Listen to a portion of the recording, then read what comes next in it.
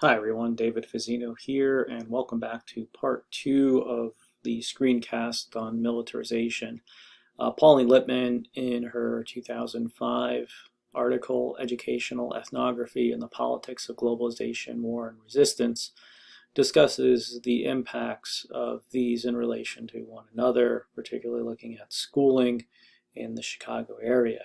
And so uh, Lippmann notes the literalist discourse of teaching overall, the idea that there is one text that comprises all of the knowledge, that these are somehow embodied in textbooks, and that is what is taught. Also, things like Common Core and teaching towards tests, so standardized testing, all of these sorts of things lead to a very narrow frame for understanding all the potential ways of how knowledge is transmitted in a variety of settings. So the literalist discourse for Pauline Lippmann means that critical thought is undermined because there isn't necessarily a space for that. And a lot of this has to do with the language of auditing, the language of accountability within the educational context. And that runs all the way through K through 12 and arguably in university settings as well. Community is eroded due to government actions, according to Lippmann. So government is the ones that will define and defend the public interest.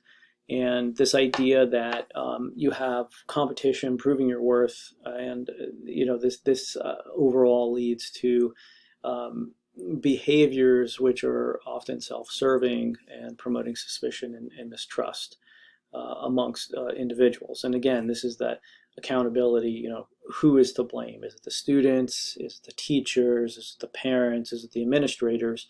And, this idea that the fingers get pointed all the way around. So individual success or failure creates a circular culture of blame for low test scores.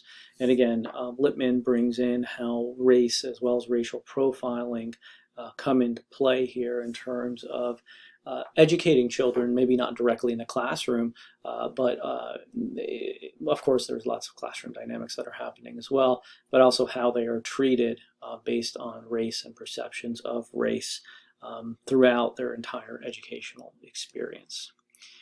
So Lippmann draws parallels between the institutions and the prison system overall. And again, if you look at the militarization of schools and things like fencing around schools, things like metal detectors, all of these sorts of things, they really convey particular types of values for youth and bring them into understanding the world around them.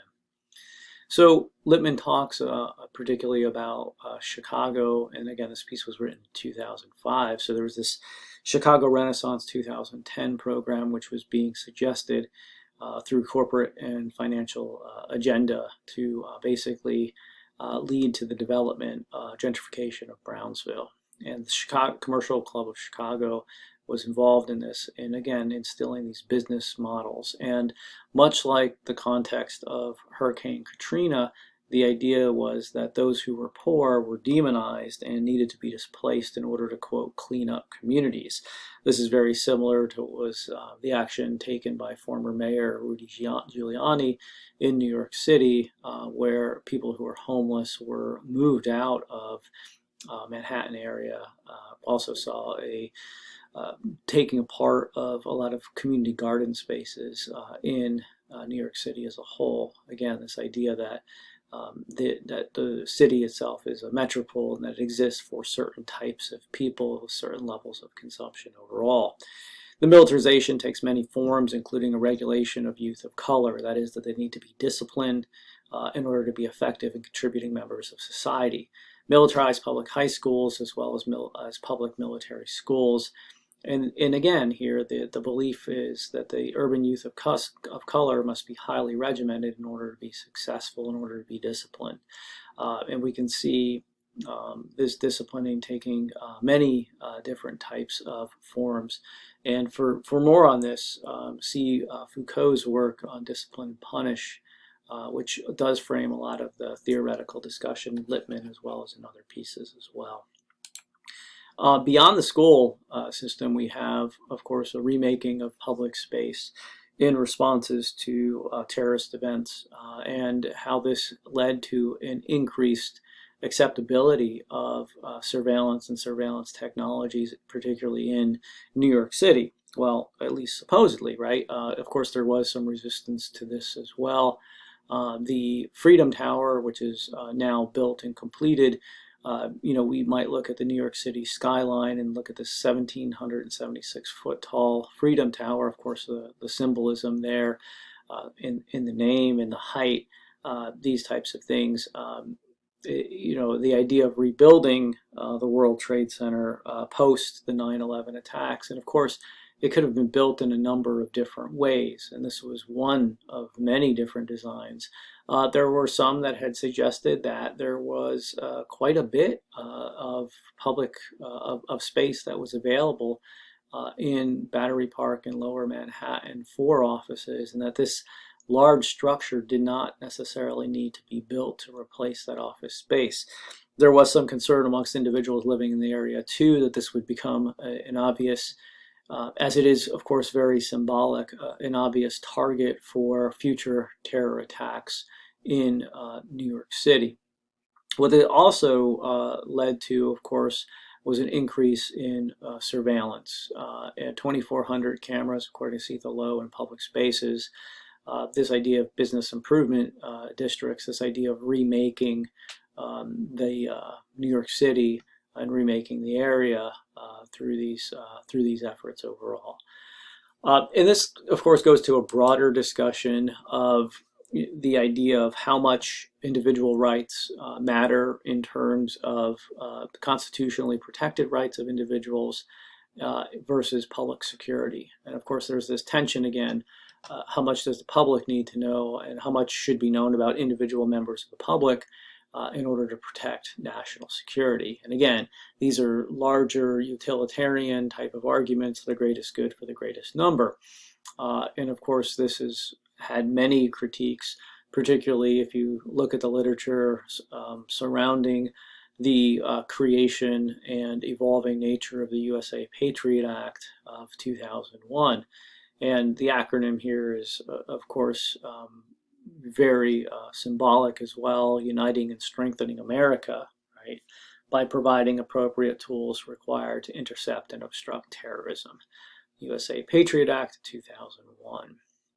So from the critique of this from various law journals, the idea was that this had been rapidly established by cobbling together past surveillance bills, some of which had failed to pass congressional scrutiny and were also, in some instances, such as the 1997 Anti-Terrorism Act, deemed unconstitutional by federal courts.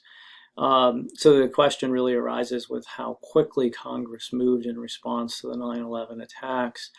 We essentially have 6 weeks here and a new law which completely revamps understandings of public and private spaces and privacy of individuals in the name of a greater good, signed into law October 26. So this raises questions about how much public hearing or debate there actually was.